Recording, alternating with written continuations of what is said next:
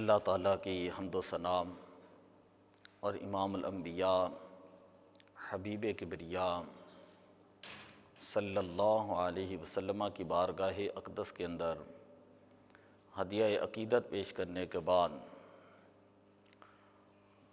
آج رمضان المبارک کا دوسرا جمعۃ المبارک ہے،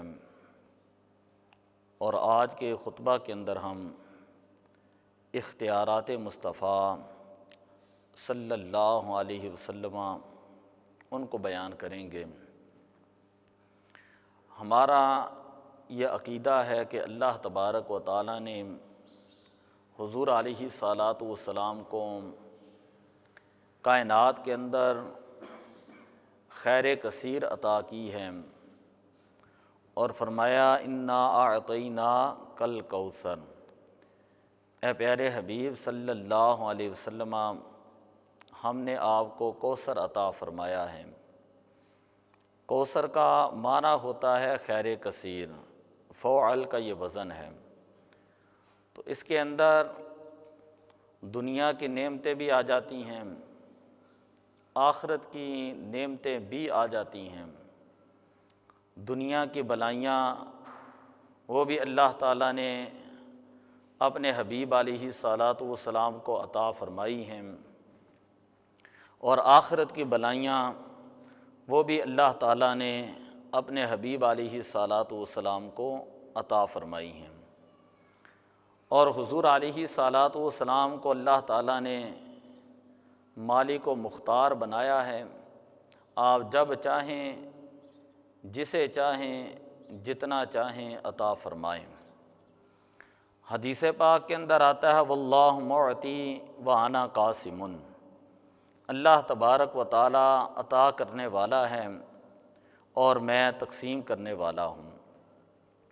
بعض لوگ یہ کہتے ہیں کہ قرآن پاک کے اندر اللہ تبارک و تعالیٰ نے ارشاد فرمایا قل لا املک، اے پیارے حبیب صلی اللہ علیہ وسلم فرما دیجئے کہ میں کسی چیز کا مالک نہیں ہوں، ولا اعلم الغیب، اور نہ ہی میں غیب کو جانتا ہوں، ولا اقول لکم انی ملک، اور نہ ہی میں یہ کہتا ہوں کہ میرے پاس کوئی فرشتہ جو ہے وہ آتا ہے، یا میں تمہارے پاس کوئی فرشتہ بن کر آیا ہوں۔ یہ جو 7ویں سپارے کی آیت ہے، اس کو لے کر کئی لوگ جو ہیں وہ اعتراض کرتے ہیں کہ جب قرآن کے اندر اللہ تعالیٰ نے خود بیان کر دیا ہے اور حضور علیہ السلام کو فرما دیا ہے کہ ان کو کہہ دوں کہ میں کسی چیز کا مالک نہیں ہوں، مختار نہیں ہوں، پھر آپ کیوں یہ کہتے ہیں کہ اللہ تعالیٰ نے حضور علیہ الصلاۃ والسلام کو کائنات کے اندر مالک و مختار بنایا ہے؟ اس طرح تو قرآن کے ساتھ ٹکراتا ہے۔ تو اس کا جواب یہ ہے کہ یہ واقعی ہی اللہ تعالیٰ کا فرمان ہے قل لا اقول لکم عندی خزائن اللہ ولا اعلم الغیب ولا اقول لکم انی ملک، لیکن اس آیہ مبارکہ کا مفہوم یہ ہے کہ اس کو سمجھنے کے لیے بلاغت کا ایک قاعدہ ہے، وہ پہلے سمجھیں۔ بلاغت کا قاعدہ یہ ہے کہ اگر سامنے جیسا شخص کو اس کے سامنے ویسی ہی گفتگو کی جاتی ہے، اگر سامنے والا شخص وہ استاد ہے تو الگ انداز کے اندر ہم بات کرتے ہیں، اگر سامنے والا شخص وہ پیر ہے تو اس سے الگ انداز کے اندر بات کرتے ہیں، اگر سامنے والا ملازم ہے تو اس سے الگ انداز کے اندر بات کی جاتی ہے۔ اسے کہا جاتا ہے کلام بلیغ، یعنی کلام بلیغ اس وقت ہوتا ہے جب کلام مقتضی حال کے مطابق ہوں۔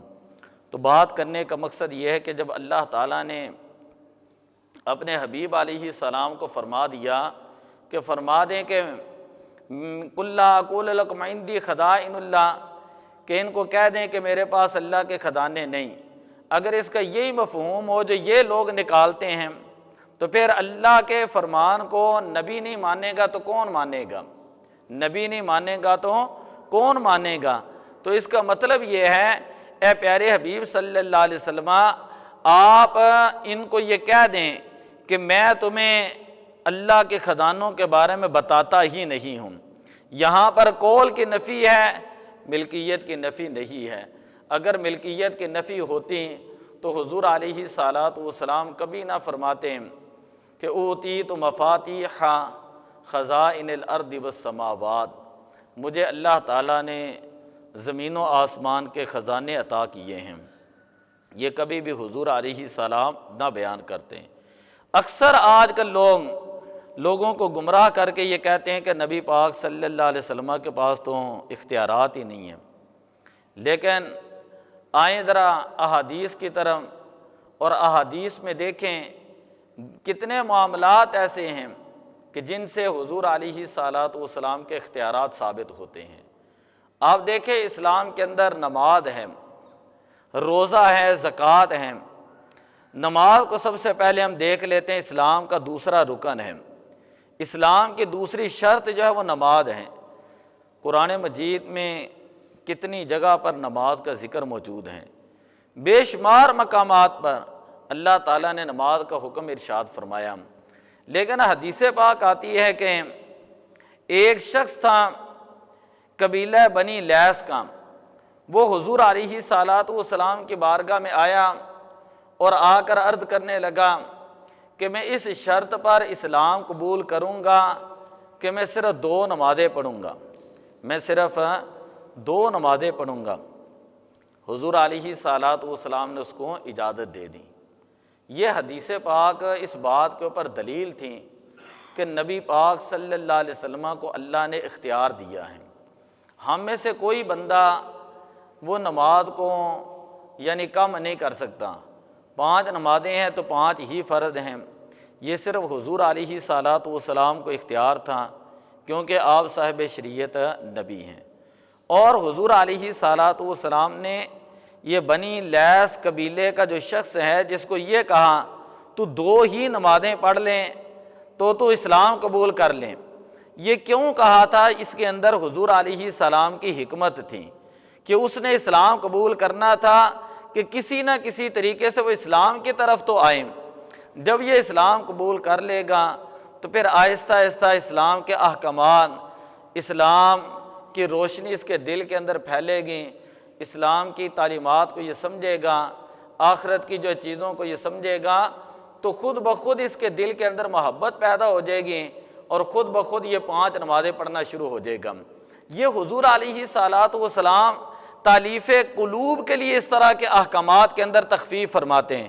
بہت سارے شریعت کے احکامات ہیں کہ جن کے اندر حضور علیہ الصلاۃ والسلام صرف سامنے والے کے مزاج اور طبیعت کے مطابق جو ہیں اس کو اسلام کے اندر جو کنسیشن دیتے تھے، اس کو اسلام کے اندر رخصت دیتے تھے کہ کسی نہ کسی طریقے سے یہ بندہ جو وہ اللہ کے گھر میں آ جائیں، کسی نہ کسی طریقے سے یہ بندہ جو ہے وہ اسلام قبول کر لیں۔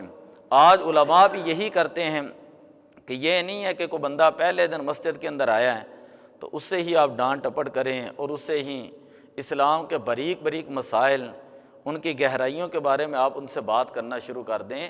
آپ کبھی علماء کی حکمت کو سمجھیں کہ جو علماء جہاں جہاں پر بھی کام کر رہے ہیں، ہر رنگ کے لوگ ان کے پاس جاتے ہیں، لیکن علماء ان کو تبلیغ ان کے مزاج کے مطابق کرتے ہیں۔ کہ بعض اوقات ایسا ہوتا ہے کہ بندہ داڑھی نہیں رکھتا تو کئی مرتبہ جو کہنے کو دل بھی کرتا ہے لیکن نہیں کہا جاتا کہ چلو پہلے یہ آئے تو صحیح، پہلے یہ دین کی طرف آئے تو صحیح۔ جب وہ آہستہ آہستہ آئے گا اور دین کے بارے میں جانے گا، سمجھے گا، پختہ ہوگا اور خود بخود دین سے یہ محبت کرے گا تو یہ خود بخود داڑھی شریف رکھ لے گا۔ کیسے ہی لوگ ہم نے کتنے ہی لوگ دیکھے اس طرح کے۔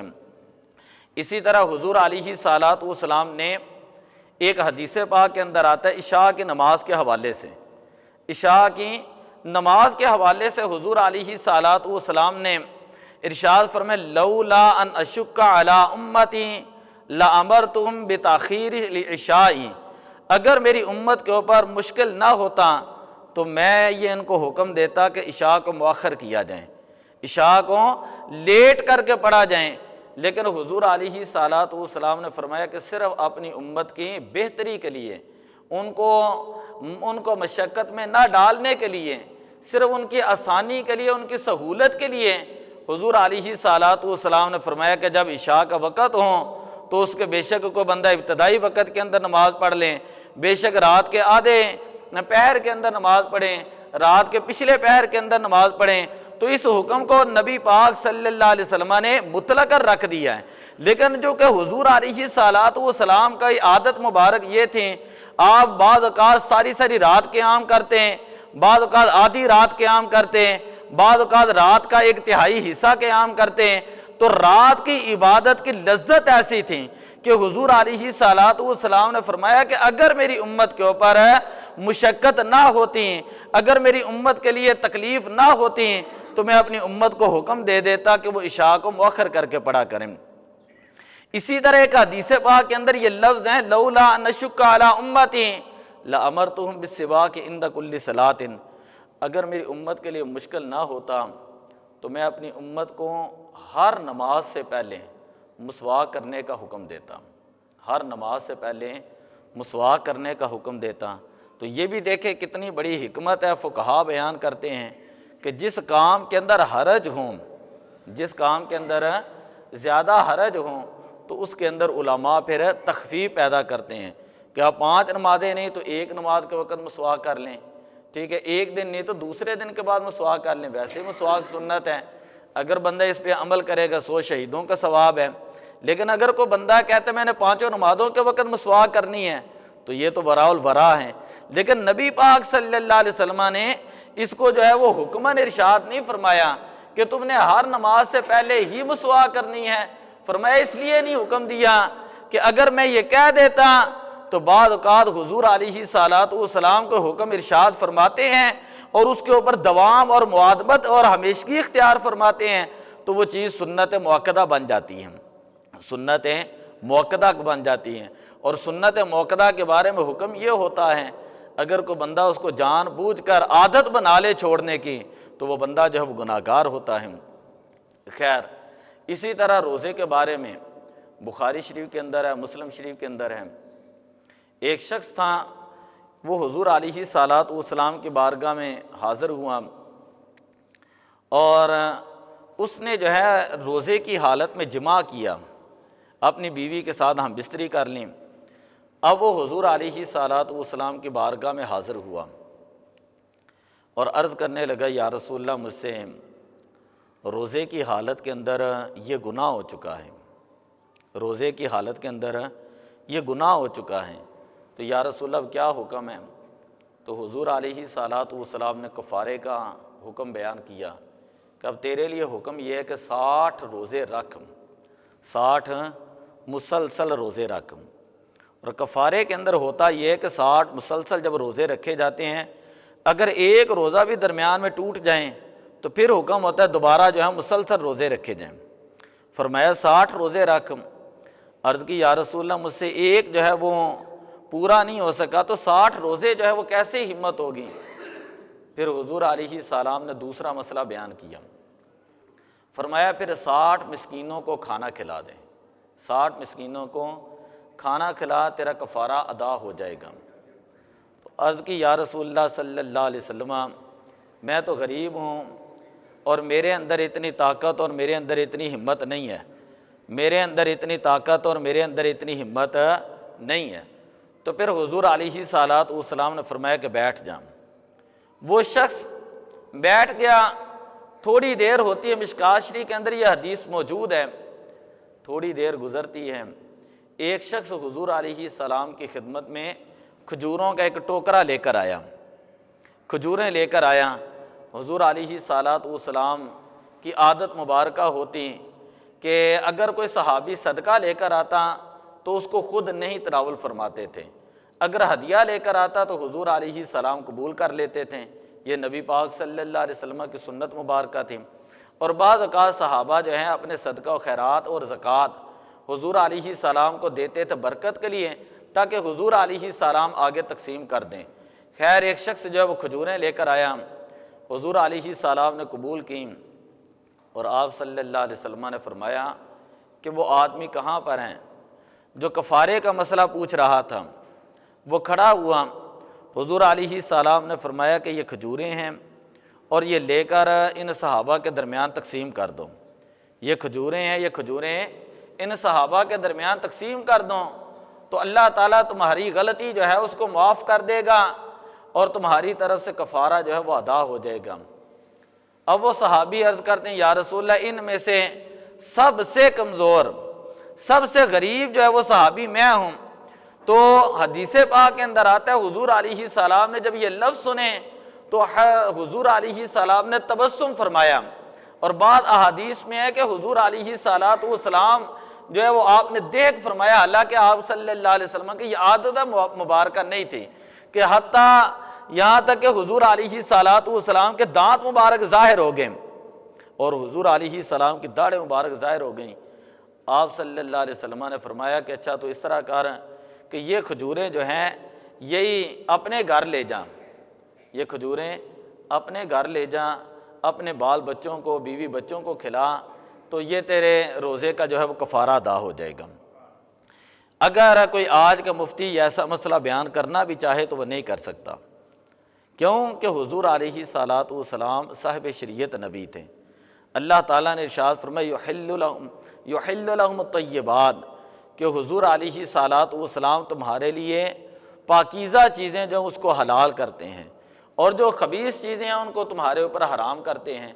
اب حضور علیہ السلام چونکہ صاحب مختار نبی تھے، اسی لیے حضور علیہ السلام نے فرمایا کہ تمہارے روزے کا کفارہ یہی ہے کہ یہ کھجوریں لے کر گھر چلے جاؤ اور گھر جا کر اپنے بیوی بچوں کو کھلا دو، وہ کھائیں گے، دعا کریں گے، اللہ تعالیٰ جو ہے تمہاری غلطی کو معاف فرما دے گا۔ تو بات کر رہا ہوں اختیارات مصطفیٰ کے اوپر۔ اسی طرح ایک صحابی ہیں حضرت خزیمہ بن ثابت، مسند امام احمد کے اندر یہ روایت موجود ہے، جن کا لقب ہے ذو شہادتین۔ ان کا لقب ذو شہادتین کیوں ہے؟ اس کی وجہ یہ تھی کہ ایک مرتبہ حضور علیہ السلام نے ایک دیہاتی سے ایک اونٹ خریدا، اور حضور علیہ السلام نے فرمایا کہ رقم جو ہے تمہیں تھوڑی دیر کے بعد ملے گی، گھر جا کر میں تمہیں رقم دے دیتا ہوں۔ اب وہ دیہاتی جو ہے حضور علیہ السلام کے پیچھے جو ہے اونٹ لے کر آ رہا تھا۔ حضور علیہ السلام اپنے دولت قدا اپنے گھر میں تشریف لا رہے تھے کہ اس کو رقم دی جائے۔ راستے کے اندر کسی اور شخص نے اس دیہاتی سے یہ کہا کہ یہ اونٹ جو ہے وہ مجھے فروخت کر دو۔ اس نے کہا کہ چلو میں تمہیں دیتا ہوں لیکن قیمت اتنی ہے۔ اس نے قیمت زیادہ لگا دی۔ تو حضور علیہ السلام نے جب پیچھے دیکھا کہ وہ گفتگو کر رہے ہیں، وہ دیہاتی اور ایک نیا گاہک ہے اور وہ دوبارہ گفتگو کر رہے ہیں، تو نبی پاک صلی اللہ علیہ وسلم نے فرمایا کہ یہ اونٹ تو میں نے تجھ سے خرید لیا ہے، یہ اونٹ تجھ سے تو میں نے خرید لیا ہے، اور مجھے بیچنے کے بعد تم بیع کے اوپر بیع کر رہے ہو، تو یہ تو جائز نہیں۔ تو وہ دیہاتی تھا، اسے نبی پاک کے مقام کا پتہ نہیں تھا، اس نے صاف انکار کر دیا۔ اس نے کہا کہ نہیں میں نے آپ کو بیچا ہی نہیں، میں نے یہ اونٹ آپ کو بیچا ہی نہیں۔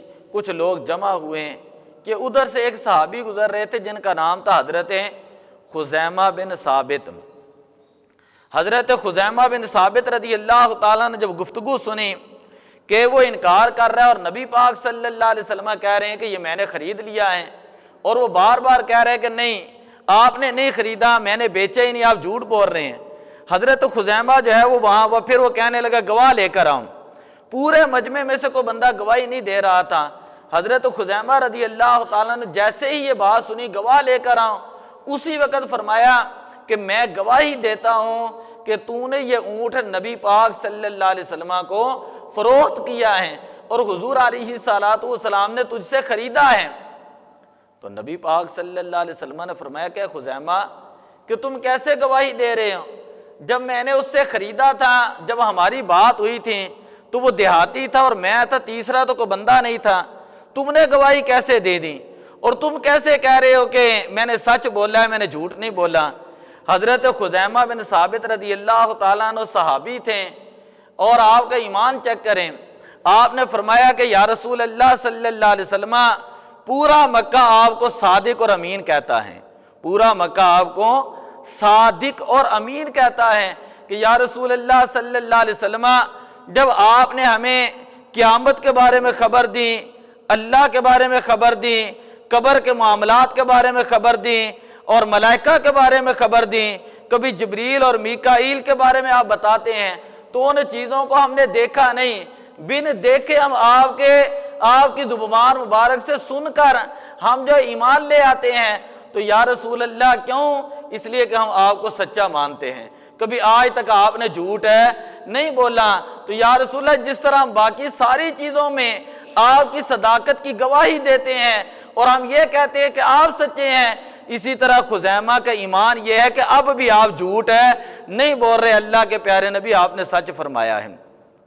تو نبی پاک صلی اللہ علیہ وسلم نے فرمایا کہ خزیمہ ایسا شخص ہے، آپ نے اس کو دعا دی، فرمایا کہ خزیمہ جاؤ، آج کے بعد جب تم گواہی دیا کرو گے، تمہاری ایک شخص کی گواہی جو ہے وہ 2 بندوں کے برابر ہوگی۔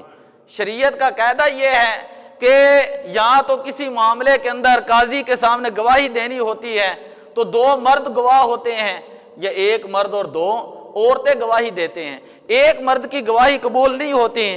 فرمایا کہ خزیمہ تم ایک مرد ہو کر گواہی دو گے تو اللہ کی بارگاہ میں 1 مرد نہیں 2 مردوں کے برابر تمہاری گواہی کو قبول کیا جائے گا۔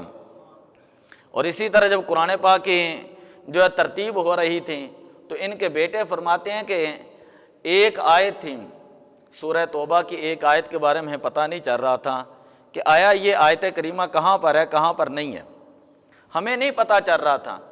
تو کہتے ہیں کہ پھر ہم لوگ اکٹھے ہو کر حضرت خزیمہ کے پاس آئے کہ آپ نے یہ کہا تھا کہ یہ آیت کریمہ قرآن سے ہے، تو آپ کے پاس کیا دلیل ہے؟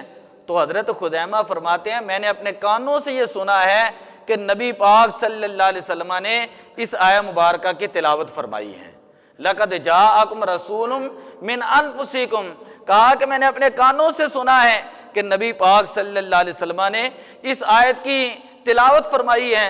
صحابہ کہتے ہیں کہ ہر آیت کے اوپر ہم 2 مردوں کو گواہ لیتے تھے، لیکن یہ وہ واحد آیت ہے کہ جس کے اوپر صرف حضرت خزیمہ واحد صحابی نے گواہی دی ہے، کیونکہ حضور علیہ السلام نے فرمایا تھا خزیمہ ایک شخص ہے لیکن یہ ذو شہادتین ہے، اس کی گواہی 2 کے برابر ہے۔ تو بات کرنے کا مقصد یہ ہے کہ یہ صرف اختیار کن کو تھا؟ نبی پاک صلی اللہ علیہ وسلم کو۔ ایک اور حدیث پاک سنیں کہ حضرت اسماء بنت امیس رضی اللہ تعالی عنہا بڑی جلیل القدر صحابیہ ہیں، اور ان کی کبھی آپ تاریخ اور ہسٹری پڑھ کر دیکھیں تو بڑا آپ کو لطف آئے گا۔ پہلے آپ نے حبشہ کی طرف ہجرت کی اپنے شوہر کے ساتھ، ان کے شوہر کا نام تھا حضرت جعفر بن ابی طالب طیار، جن کا لقب تھا طیار، وہ بھی ایک بڑی لمبی وجہ ہے کہ ان کو طیار کیوں کہتے ہیں۔ جعفر بن ابی طالب ان کے شوہر تھے۔ حضرت اسماء نے پہلے حبشہ کی طرف ان کے ساتھ ہجرت کی، اور پھر دوسری مرتبہ حبشہ سے پھر مدینہ شریف کی طرف انہوں نے ہجرت کی، اس وجہ سے ان کو بھی ذو ہجرتین کہا جاتا ہے کہ اسماء بنت امیس نے 2 مرتبہ ہجرت کی ہے، آپ 2 ہجرتوں والی ہیں۔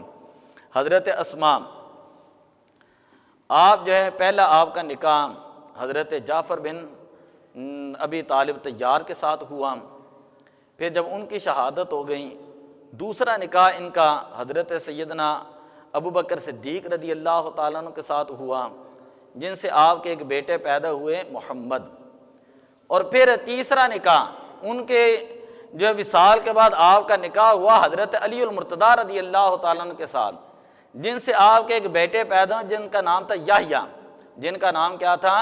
یحییٰ۔ تو یہ حضرت اسماء بنت امیس کی میں آپ کو بات سنانے لگا ہوں۔ جس وقت آپ کے شوہر حضرت جعفر جو ان کی شہادت ہوئی تو حضور علیہ الصلوۃ والسلام ان کے گھر تشریف لے گئے اور ان کے بچوں کو بلایا، حضور پیار کرنے لگے، اور حضور علیہ السلام کی آنکھوں سے آنسو آ گئے، عرض کی یا رسول اللہ خیریت ہے؟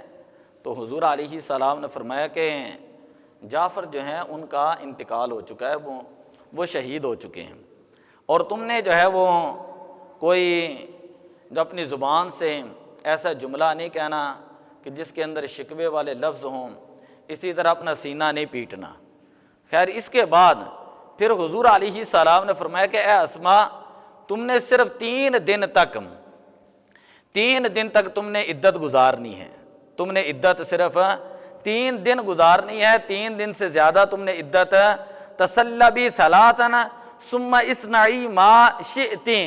तबकात इब्ने साद 8 नंबर जिल्द है, सफ़ा नंबर 220 है, उसके अंदर ये रिवायत है। फरमाया 3 दिन इद्दत गुजारनी है। आम शरीयत का कायदा ये है, अगर किसी औरत का शोहर फोत हो जाए तो वो औरत 4 माह और 10 दिन तक इद्दत गुजारती है, 4 माह और 10 दिन इद्दत गुजारती है।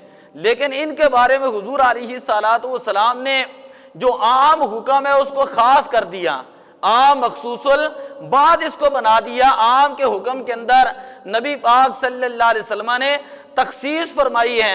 फरमाया कि बाकी ज़माने की सारी औरतें शोहर के इंतकाल के बाद जिसका शोहर फोत हो जाए वो 4 माह 10 दिन इद्दत गुजारेंगी, वफात की इद्दत। लेकिन फरमाया अस्मा बिनते उमैस तुमने सिर्फ 3 दिन तक इद्दत गुजारनी है। और ये अल्लाह के नबी के अलावा किसी को इख्तियार है नहीं था कि हुजूर साहिब शरीयत थे। आज तो लोग कहते हैं नबी पाक को इख्तियार नहीं है। फिर आगे सुने, एक हैं सहाबी रसूल हजरत बरा इब्ने आज़िब रदी अल्लाह तआला अन्हुम। आप फरमाते कि एक मरतबा माल गनीमत आया और हुजूर अलैहिस्सलातु वस्सलाम के सामने इस तरह रखा गया। उसके अंदर कीमती चीज़ें भी थीं, आम चीज़ें भी थीं और खादम भी थे, ऊँट बकरियाँ भी थीं। नबी पाक सल्लल्लाहु अलैहि वसल्लम तकसीम फरमाते रहे। तकसीम करते करते जब सारी चीज़ें मुकम्मल हो गईं तो अचानक हुजूर अलैहिस्सलातु वस्सलाम ने मेरी तरफ देखा कि मुझे कोई चीज़ नहीं मिली थी। आप सल्लल्लाहु अलैहि वसल्लम ने निगाह झुकाई, फिर निगाह उठाई, फिर झुकाई, फिर उठाई। फरमाते 3 मरतबा नबी पाक सल्लल्लाहु अलैहि वसल्लम ने मेरी तरफ तवज्जो फरमाई और फिर मुझे अपने पास बुलाया और बुलाकर फरमाया कि सिर्फ ये एक सोने की अंगूठी है। फरमाया सोना जो है ये हराम है, लेकिन ए बरा इब्ने आज़िब तुम इसको पहन लो। ए बरा इब्ने आज़िब सोने की ये अंगूठी पहन लो। हजरत बरा इब्ने आज़िब फरमाया करते थे सहाबा ये जिनको नहीं पता वो मुझे ये कहते हैं कि सोना तो नबी पाक सल्लल्लाहु अलैहि वसल्लम ने हराम किया है, तुम सोना जो है वो सोने की अंगूठी क्यों पहनते हो? तो आप फरमाते खुद नबी पाक सल्लल्लाहु अलैहि वसल्लम ने मेरी चिंगली पकड़कर और खुद जो है मेरे हाथ में उंगली पकड़ाई, अंगूठी पकड़ाई और फरमाया कि ए बरा इसको तुम पहन लो। सोना अगरचे उम्मत के ऊपर हराम है लेकिन अल्लाह के नबी तुम्हें पहना रहे हैं, लिहाजा इसको तुम जो है वो पहन लो, इसको तुम पहन लो। तो ये नबी पाक सल्लल्लाहु अलैहि वसल्लम का इख्तियार है। इसी तरह की एक रिवायत है, हजरत अब्दुर्रहमान इब्ने औफ, इनके जिस्म में खारिश का मसला बन गया और हजरत ज़ुबैर बिन अवाम इनके जिस्म में खारिश का मसला बन गया। तो हुजूर अलैहिस्सलातु वस्सलाम ने इनको हुक्म दिया कि तुम इस तरह करो कि रेशमी लिबास पहनो। सुनन निसाई है, हदीस नंबर है 5313। फरमाया रेशमी कपड़ा पहनो। जब इन्होंने पहना सहाबा ने कहा कि रेशम जो है वो तो हराम है और आपने रेशमी लिबास पहन लिया है। तो इन्होंने कहा कि ये मैंने खुद नहीं पहना, ये नबी पाक सल्लल्लाहु अलैहि वसल्लम ने पहनाया है तो फिर मैंने जो है वो पहना है। यानी सहाबा अपनी मर्जी को हुजूर अलैहिस्सलाम की मर्जी के ताबे फरमाया करते थे। और मुझे एक रिवायत याद आ गई, एक मर्तबा एक सहाबी ने गुलाबी सूट पहना हुआ था। नबी पाक सल्लल्लाहु अलैहि वसल्लम ने फरमाया मुझे जो है वो ये पसंद है कि तुम सफ़ेद सूट पहनो। वो सहाबी उसी वक्त घर में जाते हैं, लिबास उतारते हैं, उसको आग लगा देते हैं। दूसरे सहाबा ने कहा कि तुम जो है ये कपड़ा किसी और को भी दे सकते थे। कहा नहीं, जिस बारे में मेरे आका सल्लल्लाहु अलैहि वसल्लम ने फरमाया है ना कि मुझे सफ़ेद पसंद है और हुजूर अलैहिस्सलाम ने तबलीग फरमा दी है, अब मैं नहीं चाहता कि ये किसी और के जिस्म पर भी हुजूर देखें और दोबारा इसी तरह ज़जर तौबीक और मसला बयान करें। लिहाजा मैंने अपनी मंशा अपनी रज़ा को नबी पाक की रज़ा के ताबे कर दिया है। बड़ी तवज्जो वाली रिवायत है, बड़ी मशहूर रिवायत है। हुजूर अलैहिस्सलातु वस्सलाम ने फरमाया कि ए अली ये मसला याद रखो, ये मस्जिद नबवी शरीफ है। और मैंने एक मरतबा पहले भी बताया था कि मस्जिद नबवी शरीफ के साथ साथ ही सहाबा कराम के घर हुआ करते थे और सहाबा ने अपने घरों के अंदर जो है ना छोटे छोटे रोशनदान रखे होते थे और वहाँ से झांक कर देख लेते कि नमाज का वक़्त होता। वैसे उनकी नीयत ये होती कि अजान के बाद भी आज आप जाएँ वहाँ पर। मैंने आपको बताया था सामने हज़रत अबू बकर सिद्दीक़ रज़ी अल्लाह तआला अन्हु ये 7 घर था। तो आज भी उन्होंने जो है अरबों ने उसको रखा है खोखा अबी बकर सिद्दीक़। तो खैर जो मसला मैं बयान कर रहा हूँ वो ये है। बाद में फिर हुजूर अलैहिस्सलातु वस्सलाम ने फिर उन घरों को बंद भी करा दिया, सुराखों को भी बंद करा दिया।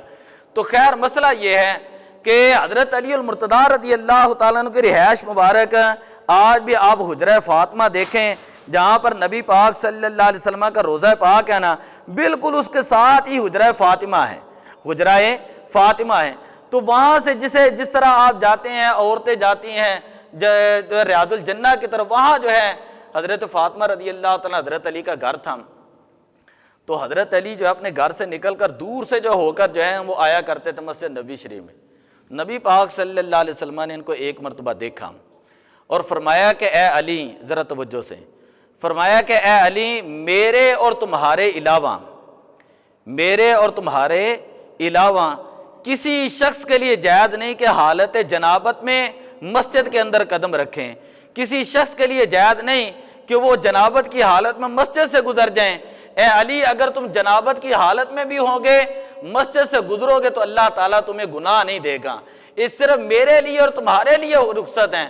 فرمایا جبریل نے آ کر مجھے بتایا پیارے نبی علی سے کہہ دیں کہ اللہ تعالیٰ کی طرف سے یہ حکم ہے کہ اے علی، میرے اور تمہارے علاوہ کسی کے لیے جائز نہیں کہ جنابت کی حالت میں مسجد کے اندر سے گزر جائے، جنابت کی حالت میں مسجد کے اندر سے گزر جائیں۔